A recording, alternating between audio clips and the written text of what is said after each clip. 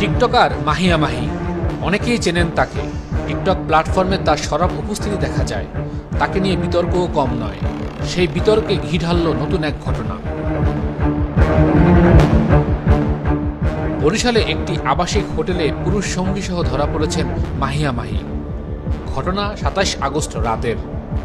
বরিশালের হোটেল রোদেলা থেকে মাহিয়া মাহি ও তার সঙ্গীকে আটক করে পুলিশ। আটকের আগে রোদেলা হোটেলের সামনে সাংবাদিকদের সঙ্গে বাকবিতণ্ডা হয় টিকটকার মাহিয়া মাহির। দেখুন সেই দৃশ্য।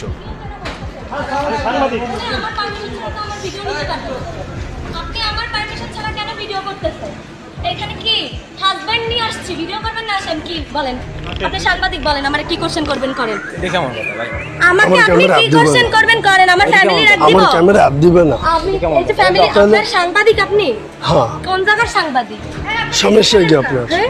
কোন জায়গার সাংবাদিক? ভিডিও করেন কোন মোবাইল রাস্তা ভেঙ্গেলাম।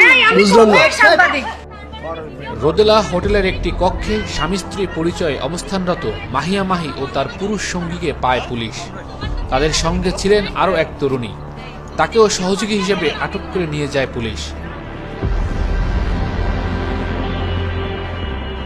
কোতোয়ালি মডেল থানা বলছে, সঙ্গের পুরুষকে স্বামী পরিচয় দিলেও প্রাথমিক জিজ্ঞাসাবাদে মাহি কোনো বৈধ কাগজপত্র দেখাতে পারেননি। এ ঘটনায় পরবর্তী আইনি কার্যক্রম প্রক্রিয়াধীন।